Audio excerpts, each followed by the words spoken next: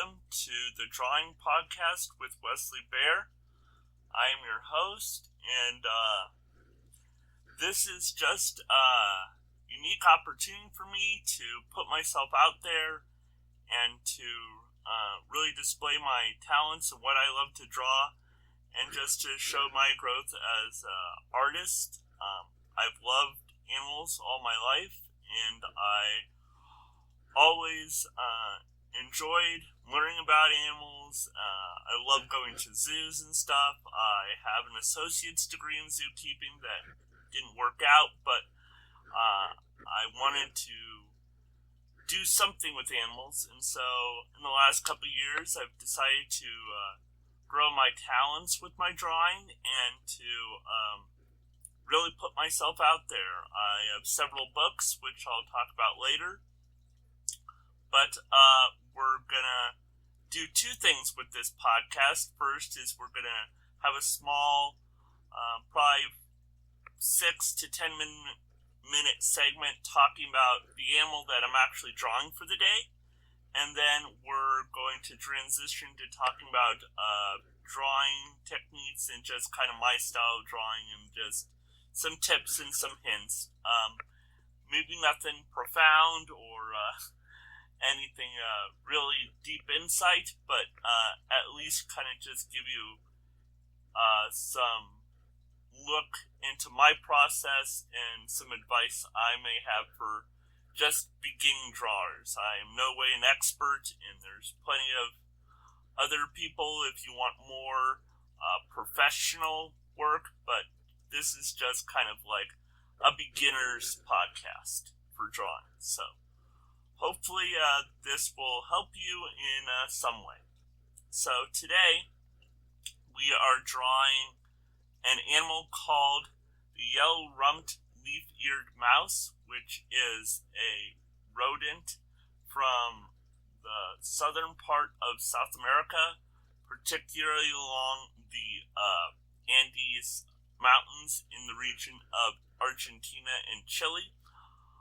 This mouse is found high up mountains and actually even active volcanoes. So definitely a mouse that has been adapted to live a very harsh life. In fact, I recently discovered that this mouse is the highest recording of a mammal at altitude. So the highest dwelling mammal. So they live over 19,000 feet above sea level, so really high up. So that's even higher than your snow leopards, your mountain goats, your pandas, all those kind of mountain mammals that you normally think of. This rodent lives far higher than they do. So the key thing to know about this animal is that it's able to do this. It's able to live this far up due to three components that it relies on. One is just the diet on which it lives, which is an omnivorous diet, meaning they basically feed on anything. So they don't have to rely on a certain type of food. They'll eat anything from seeds to fruit to insects. So basically, anything that'll provide a source of energy, they'll eat. And that they're able to digest. Second is they go through a state which is called torpor at times. Torpor is like hibernation.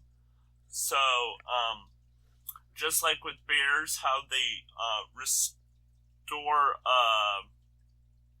store fat in their bodies for a long period over bitter cold months and are able to survive for long periods because of that.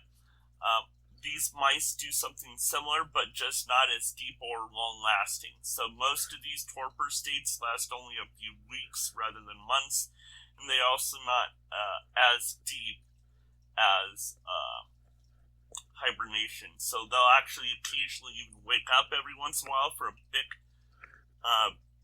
of a quick boost to their storage, and then they'll go back to sleep again. So that's the second method, and then the third method is what is known as non-thermoregulation shivering.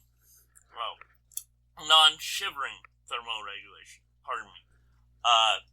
And that basically means instead of using the external methods like when you see your dog shaking or when we rub our hands together on the outside, instead all that is going on inside between the muscles. So the muscles will rub up against each other in areas which are known as brown fat to increase blood flow.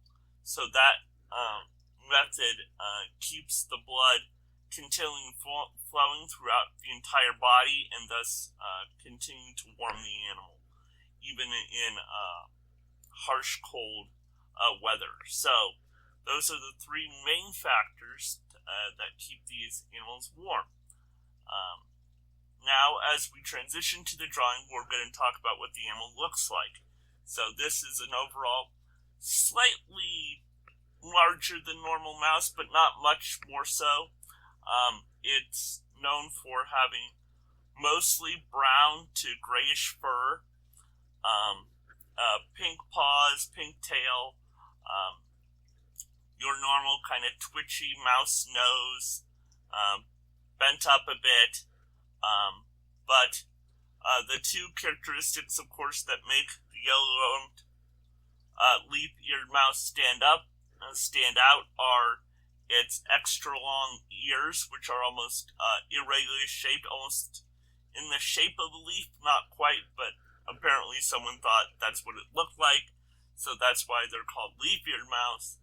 And then the yellow rump is reference to along the side and rear of the mouse is this not overly bright but definitely distinct yellow line from running on the sides to the rear of the mouse. So those are just some things about this mouse. And so today I wanted to talk about a very basic fundamental in drawing, which is character. So character is always going to be the key to any drawing, and the thing about character that I wanted to talk about was making your character distinct and clear in what you're portraying with that character, that making sure all the emotions and aspect of the character are coming out within your drawing. So the key thing we're going to see in this picture is that the eyes are big and large to indicate surprise, because I wanted to draw this mouse in a precarious situation because it lives in a precariously high altitude around active volcanoes. I thought that would be a good way of displaying the uniqueness of this mouse, but by creating a character that's trying to adapt to living in that precarious environment. So I gave him big eyes to show the precarious predicament he is in, which in this drawing is that he's hanging over some cliff faces and active volcanoes and flowing lava. So, in creating those big, huge eyes, we can show the surprise and scared nature of the mouse. So in order to show that, also, we need to find out what is he surprised and how is he surprised and what is he surprised at. So, since he's surprised at what's going on below him, we want to make sure the eyes are pointed downward in the location of what's actually terrifying him. That we show that his surprise is not one of joy, but of fear, is we put bags around the eyes, which often indicates either tiredness or at least some sort of this is not a good surprise, but rather he's really terrified and needs all those muscles in those eyes are bunching up and kind of scrunching in fear. And so we want to draw those bags around the eyes to display that. The other key thing is that we, to show just how precarious and how fearful he is, the legs are spread out with him trying to keep his balance, trying to steady himself, trying to prevent himself from falling into this precarious circumstance. So we have the legs spread out in a desperate attempt, and we want the legs to kind of feel like they're just on the edge of slipping. So that's also communicates in this outward display manner that the legs are in. That shows, again, helps demonstrate that fear. We can even see in that character just how desperate he is, because one of the legs has no place to go, and it's hidden behind him trying to keep it up as he's perilously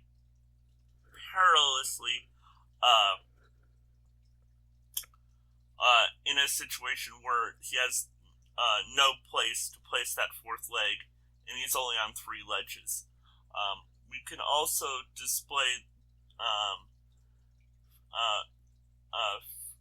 fear in kind of like the desperate situation in that he's not a thin mouse, right? So if he were a thin mouse, maybe that would lessen the precarious nature, or show that he's trying to squeeze himself into a position that would work. But we find that this mouse doesn't have that because of his huge body shape, and so that kind of adds to the dynamic of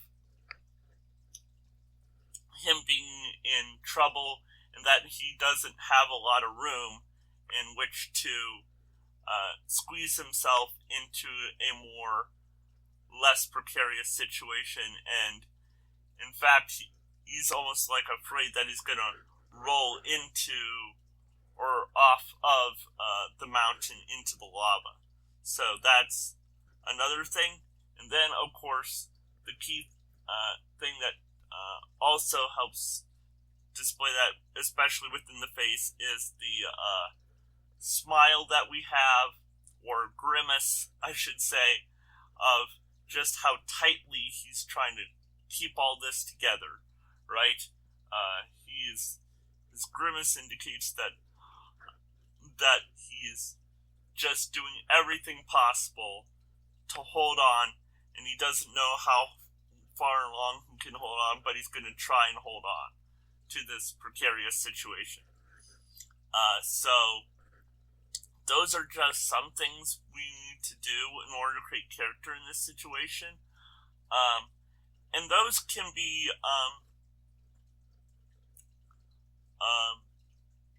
easy to display and sometimes not. It just kind of depends on what you're wanting. So just always remember is, what is the situation and what is your character wanting to get out of this situation, right? And so the thing over and over again in this situation is that he's stuck in a precarious situation that he wants to get out of. He doesn't want to face the danger, he wants to get out of it, right? You can show a mouse, right, who is in this precarious situation, but for him it's an adventure, right?